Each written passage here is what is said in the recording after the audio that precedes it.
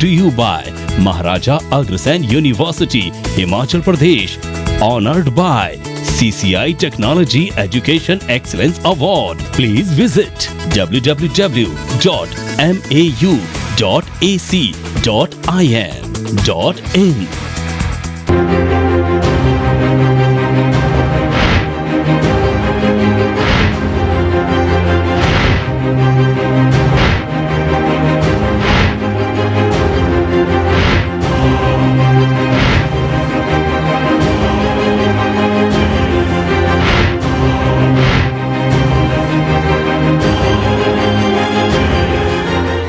नमस्कार, मैं हूं अतुल सिंघल। स्वागत है आपका हमारे खास कार्यक्रम अग्रदूत में।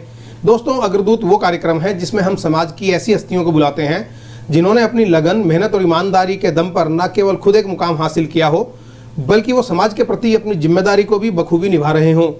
ये लोग मीडिया और प्रचार प्रसार की चकाचौंध से बिल्कुल दूर रहकर चुपचाप समाज को दिशा दिखाने की काम में लगे हुए हैं।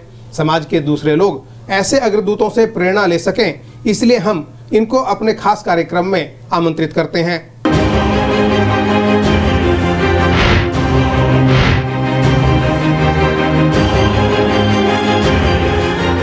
हमारे आज के अग्रदूत हैं श्री नरेश कुमार गुप्ता, जो अग्रवा विकास ट्रस्ट के कार्यकारी अध्यक्ष हैं। गुप्ता जी, कार्यक्रम अग्रदूत में आपका बहुत बहुत स्वागत है। आपका भी बहुत बहुत स्वागत है। सबसे पहले हम दोस्तों देखेंगे नरेश कुमार गुप्ता जी का एक छोटा सा परिचय और बताएंगे कि किस तरीके से वो अग्रवा विकास ट्रस्ट में कामकाज कर रहे हैं।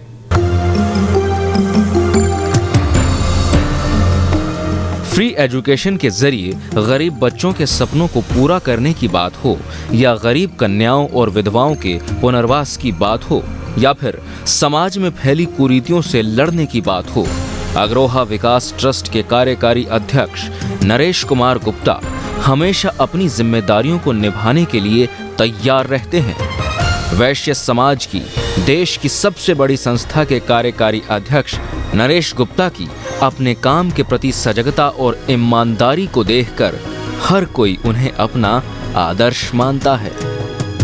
अग्रोहा विकास ट्रस्ट के साथ ही Naresh Gupta Maharaja Agrasen engineering college, Vysya media federation of India के अध्यक्ष हैं। तो वहीं अग्रसेन शिक्षा शोध संस्थान, वैश्य मानव सेवा संघ और गौ फाउंडेशन के महासचिव भी हैं। हर रोज एक नई ऊर्जा के साथ अपने काम से समाज को दिशा दिखा रहे नरेश गुप्ता इसका श्रेय अपने माता पिता को देते हैं। हरियाणा के हिसार जिले के खारिया गांव में जन्मे नरेश गुप्ता के पिता दौलत राम अग्रवाल जी पेशे से बिजनेसमैन थे, लेकिन बचपन से ही उन्होंने अपने बेटे को ऐसी सीख दी जिससे नरेश गुप्ता के अंदर समाज को जागरूक करने की ललक पैदा हो गई। 6वीं क्लास में नरेश गुप्ता ने सिलाई सीख ली और अपने स्कूल की ड्रेस खुद सीलकर उसे पहनकर स्कूल जाने लगे। बढ़ती उम्र के साथ ही नरेश जी परिपक्व होते चले गए। उन्होंने अपने अनुभवों से सीख ली, जिसके बाद उन्होंने अपने काम के साथ ही समाज में जागरूकता लाने की कोशिश शुरू की। धीरे धीरे उनके काम को देखकर लोग उनके साथ जुड़ते चले गए और आज नरेश गुप्ता सिर्फ नाम ही नहीं है, बल्कि लोगों के लिए एक सीख बन गए हैं, जिनसे लोग प्रेरणा ले रहे हैं। नरेश जी, सबसे पहले मेरा आपसे ये सवाल रहेगा, कहाँ से आपको इतनी ऊर्जा मिलती है समाज सेवा करने की? मेरे माता पिता से। मेरे माता पिता ने मुझे बचपन में ही कहा कि सोना नहीं है, जागते रहो और कार्य में, राष्ट्र निर्माण में, समाज सेवा में जुटे रहो। वही प्रेरणा मेरे को आज शक्ति देती है। आप एक लंबे समय से समाज सेवा में लगे हैं, कहाँ से शुरुआत हुई है? मैं बचपन से ही, जब मैं 6 साल का था तब से ही शुरू हो गया था। थोड़ा सा हमें बताइएगा संक्षिप्त रूप से हमारे दर्शकों को। देखिए, मैं जब छोटा सा था और 6ठी क्लास में गया तो मैंने अपने हाथ से कपड़े सिल करके पहन के गया था। ये मेरी वो रही। 6ठी क्लास में ही मैंने सिलाई करनी सीख ली थी और मेरी माँ जाया करती थी सीखने के लिए, जो मेरे को प्रेरणा उसके पीछे से उन ड्राफ्ट्स को लेकर के मैं वो सिलाई करता रहा और मैं सीख गया। और 6ठी क्लास में जब मैं स्कूल में गया, बिरला हायर सेकेंडरी स्कूल कमला नगर में, तो मैं अपने हाथ से कपड़े सिल के पहन के गया था। हालांकि अपना काम खुद करना एक बहुत अच्छी आदत और अच्छी बात है, लेकिन सिलाई और कढ़ाई का काम जैसे आपने बताया कि वहाँ से शुरुआत की, ये थोड़ा सा कहीं ना कहीं हैरानी पैदा करती है, खास तौर से जब कोई बच्चा और वो लड़का हो वो अपने कपड़े खुद सिए। काम कोई भी हल्का नहीं होता। नहीं, बात हल्के की नहीं, हैरानी की बात है कि क्योंकि भारतीय समाज में लड़कों को आमतौर पर इस तरीके से देखा जाता है कि बच्चे वो काम करें जो लड़कों से रिलेटेड है। मैं ऐसा नहीं मानता, मैं हर काम में रुचि लेता हूँ। दुनिया का कोई भी कार्य हो, मैं समझता हूँ कि वह कार्य हमें करना चाहिए और सीखना चाहिए। आपने जब अपने कपड़े सीने शुरुआत की, कपड़े सिए आपने? कढ़ाई भी की। अच्छा। बुनाई भी की, स्वेटर भी बना। कैसे कैसे करते थे आप? सब ईश्वर की प्रेरणा और माँ का प्यार। तो कभी ऐसा नहीं मिला कि माँ ने ये कहा कि बेटा ये क्या काम कर रहा है? माँ ने कभी मेरे को ऐसा नहीं कहा कि ये काम मत करो।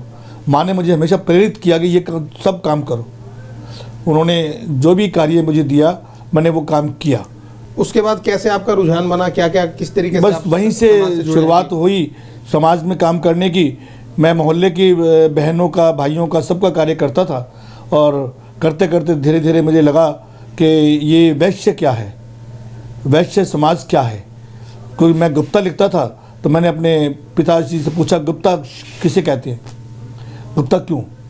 तो उन्होंने बताया कि गुप्ता एक बहुत वाइड शब्द है जो पूरा वैश्य समुदाय लिखता है, और गुप्त वंश से ही हम लोग शुरू हुए हैं, और इसमें 362 घटक जो वैश्य समुदाय के हैं वो इसमें शामिल हैं, और आप इसमें गुप्ता चाहो तो लिख सकते हो। मैंने कहा अग्रवाल क्यों नहीं? तो उन्होंने कहा कि अग्रवाल केवल 18 गोत्रों को समाहित करता है, और गुप्ता जो है वो 362 गोत्रों को समाहित करता है। लेकिन बाद में आप धीरे धीरे अग्रवा विकास ट्रस्ट से जुड़ गए। अग्रवा विकास ट्रस्ट भी, आज अग्रवा विकास ट्रस्ट ने घोषणा की है कि 362 के 62 घटक हमारे हैं। अग्रसेन जी महाराज अग्रवाल नहीं थे, वो क्षत्रिय थे। क्षत्रिय से उन्होंने वैश्य वर्ण को अपनाया। जी, क्षत्रिय से उन्होंने वैश्य वर्ण को अपनाया था, ना कि अग्रवाल को। अग्रवाल तो अग्रवा से निकलने वाला व्यक्ति अग्रवाल कहलाया। अग्रवा वाला, अग्रवा से अग्र और वाला से वाल बन गया, जिससे कि अग्रवाल शब्द बना। अदरवाइज हम सब वैश्य ही हैं। वैश्य ही एक बहुत बड़ा समुदाय है जो देश में सबसे बड़ा समुदाय है। तो इसलिए बड़े पटल पे आप काम करना चाहते हैं, एक बड़ा गोल निश्चित रूप से बड़ा पटल वैश्य है, और उससे बड़ा पटल फिर हमारा देश है जिसके लिए हम अपने समर्पित हैं। तो जैसे आपने कहा कि आप वैश्य समुदाय को साथ लेकर चल रहे हैं, तो क्या क्या आपकी वर्किंग रहती है, किस तरीके से आप अपने आप को जुड़ा महसूस करते हैं? मन यही करता है कि भी हम अपने राष्ट्र के अंदर रहने वाले इन सब बंधुओं का हम सेवा कर सकें। कोई भी उनका दुख है, दर्द है, कोई भी कार्य है, शिक्षा के क्षेत्र में है, एम्प्लॉयमेंट के क्षेत्र में है, और ब्याह शादी एक बहुत बड़ा समस्या है समाज के अंदर। कुरीतियाँ हैं, दहेज की प्रथाएं हैं, उनसे हम अपने समाज को दूर करें। और हमारा समाज वैसे तो श्रेष्ठतम है, परंतु कहीं ना कहीं वो दहेज भी आगे थोड़ा अटकता है, वहाँ हम उनको संभालने की कोशिश करते हैं, और मैं समझता हूँ हमने काफ़ी कुछ संभाला भी है। क्या क्या काम करते हैं आप लोग अग्रवा विकास ट्रस्ट में? अग्रवा विकास ट्रस्ट ये आज हिंदुस्तान का सबसे बड़ा ऑर्गेनाइजेशन है जो अग्रवा धाम से जुड़ा है। अग्रवा धाम हमारी पूर्वजों की जन्मभूमि है। दैट इज ए प्रगट स्थल ऑफ महालक्ष्मी। अग्रसेन जी ने वहाँ महालक्ष्मी को प्रकट किया था, जिसकी वजह से आज पूरा समाज जो वैश्य समाज है उसके पास महालक्ष्मी का वरदान है और कृपा है। देखिए, आप चिंतन करें कि अच्छा किसे कहते हैं? अच्छा कौन होता है? अच्छा वो होता है जो अच्छे काम करे। और अग्रसेन जी ने वो कार्य कर दिखाया जो दुनिया में आज तक कोई दूसरा नहीं कर सका। कैसे? कि उन्होंने सबसे पहले जब पशु हत्या होती थी, पशु हत्या बंद की।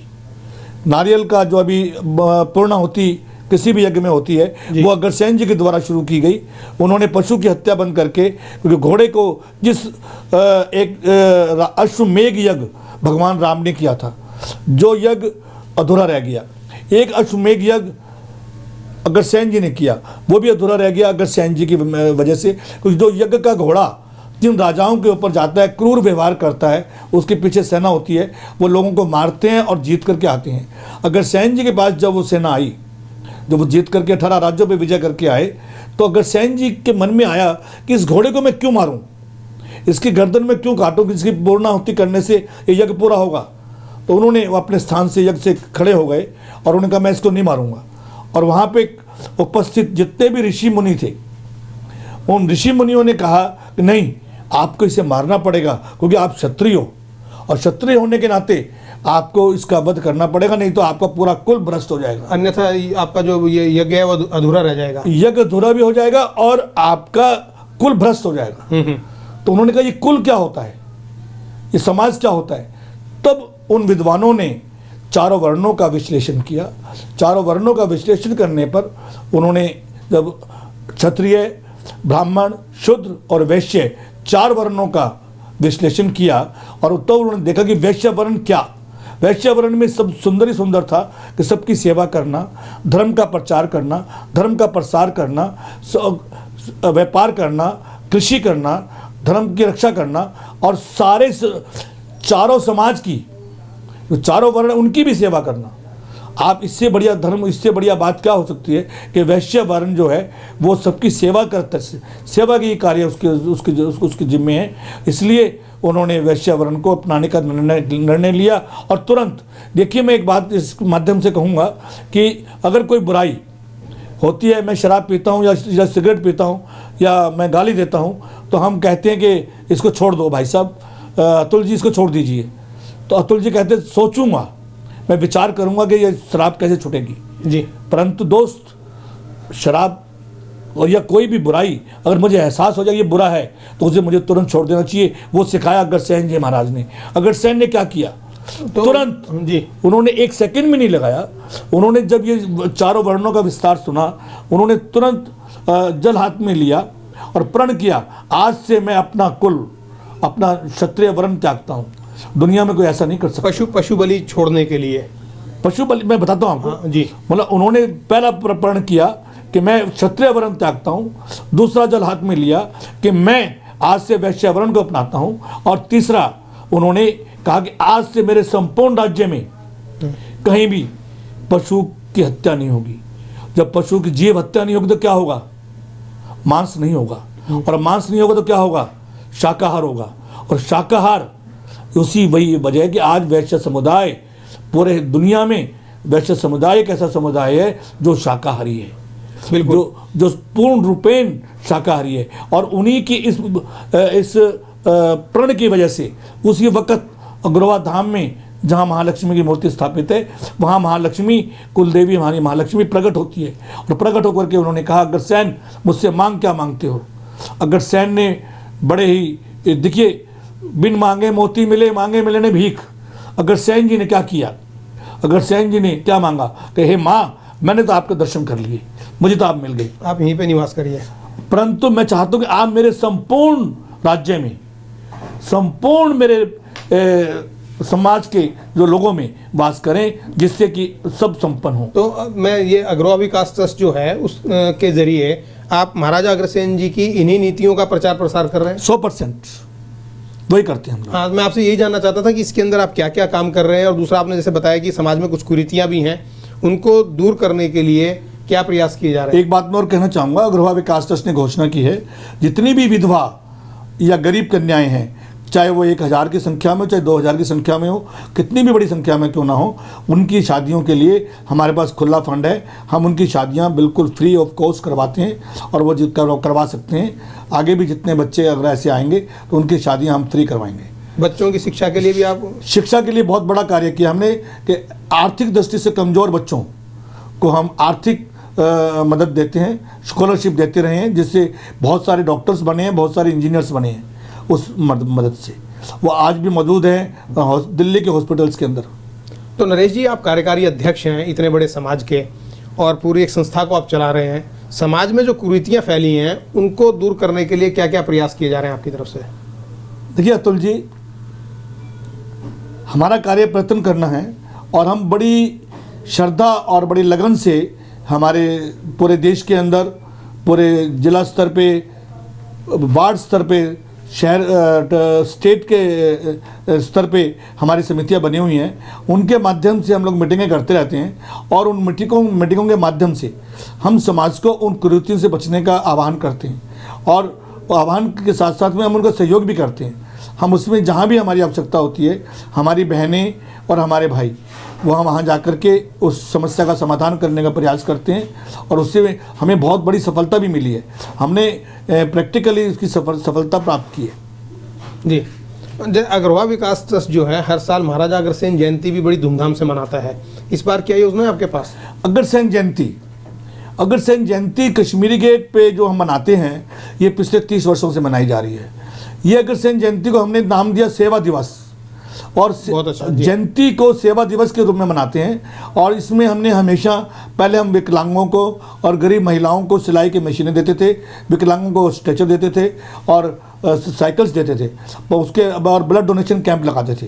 और फिर हमने धीरे धीरे जो दिल्ली यूनिवर्सिटी में अंधे बच्चे कौन होते हैं? वो जो बिल्कुल गरीब होते हैं, वो अंधे बच्चे होते हैं। उन नेत्रविहीन बच्चों को हम लोगों ने स्कॉलरशिप देनी शुरू किया। उनको हमने कंप्यूटर्स दिए, उनको ब्रेल पेपर्स देते हैं और साथ में 1100 रुपये प्रति छात्र हम एक छात्रवृत्ति के रूप में देते हैं। लगभग 600-700 बच्चे जो दिल्ली यूनिवर्सिटी में पढ़ रहे हैं, उन सबको हम ये स्कॉलरशिप उनके बैंक खाते में ही डालते हैं और देते हैं। चलिए नरेश जी, हम आपसे बातचीत का सिलसिला जारी रखेंगे, लेकिन उससे पहले लेते हैं एक छोटा सा ब्रेक। नरेश गुप्ता जी अग्रवा विकास ट्रस्ट के कार्यकारी अध्यक्ष हैं और पूरा जीवन समाज के लिए इनका समर्पित है। क्या चुनौतियों का सामना इनको करना पड़ता है और क्या लक्ष्य लेकर चल रहे हैं, भावी योजनाएं क्या हैं, इन सब मुद्दों पर भी हम चर्चा करेंगे, लेकिन एक ब्रेक के बाद।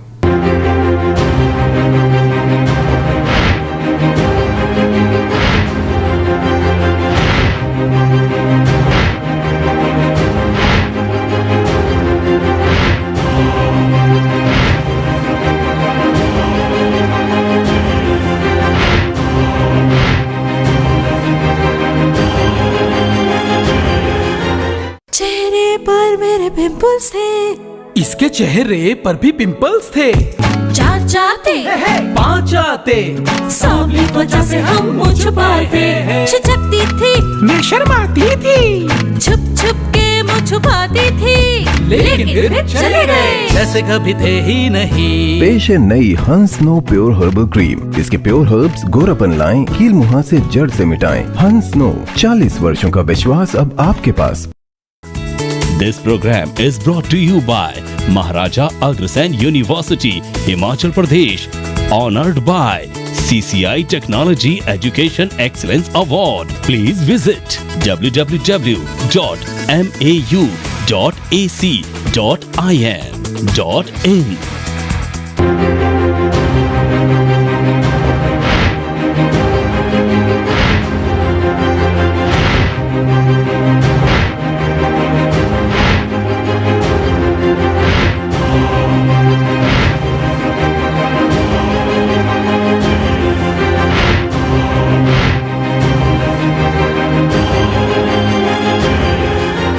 ब्रेक के बाद आपका एक बार फिर से स्वागत है कार्यक्रम अग्रदूत में। आज हम चर्चा कर रहे हैं श्री नरेश गुप्ता जी से, जो अग्रवा विकास ट्रस्ट के कार्यकारी अध्यक्ष हैं।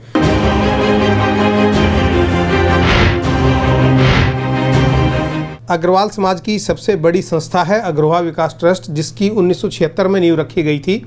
देखते हैं एक रिपोर्ट की अग्रवा विकास ट्रस्ट क्या है और क्या क्या काम इस संस्था के जरिए किए जा रहे हैं। अगर समाज के प्रवर्तक महाराजा अग्रसेन की राजधानी रहे अग्रोहा के नाम पर ही अग्रोहा विकास ट्रस्ट की स्थापना हुई। जाने माने समाज सेवी श्री रामेश्वर दास गुप्ता जी ने 9 जुलाई 1976 को अग्रोहा विकास ट्रस्ट की नींव रखी। कुलमाता लक्ष्मी और महाराजा अग्रसेन को समर्पित हरियाणा में हिसार के नजदीक स्थित अग्रोहा धाम आज अग्रवाल समाज के लिए किसी तीर्थ से कम नहीं है। अग्रोहा विकास ट्रस्ट की स्थापना का उद्देश्य आर्थिक रूप से पिछड़े लोगों को समाज की मुख्य धारा में लाना, जरूरतमंदों की मदद करना और युवा पीढ़ी को वैश्य समाज के इतिहास से लेकर महाराजा अग्रसेन तक उन सभी तथ्यों की सही जानकारी देना है। हिसार के अग्रोहा धाम से शुरू हुआ अग्रोहा विकास ट्रस्ट का ये सफर आज देश के हर राज्य, हर जिले तक फैल गया है। जिन उद्देश्यों को लेकर अग्रोहा विकास ट्रस्ट ने अपना सफर शुरू किया था, आज उन्हें आगे बढ़ाने का काम कर रहे हैं ट्रस्ट के कार्यकारी अध्यक्ष नरेश गुप्ता जी।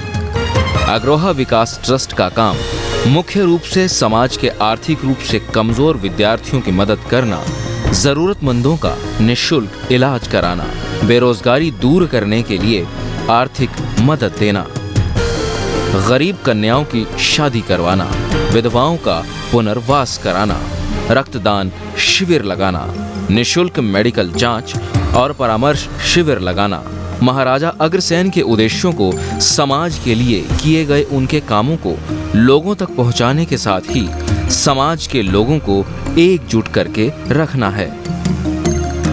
इसके साथ ही ट्रस्ट के पास देश भर में धर्मशालाओं, अस्पतालों, विद्यालयों, गौशालाओं, भंडारों और शमशान घाटों के निर्माण और रखरखाव का भी जिम्मा है। ट्रस्ट समाज के लोगों को दान का 10वां हिस्सा इन पर खर्च करने के लिए प्रेरित करता है, जिसे ये 10 पैसे समाज को योजना के नाम से चला रहे हैं।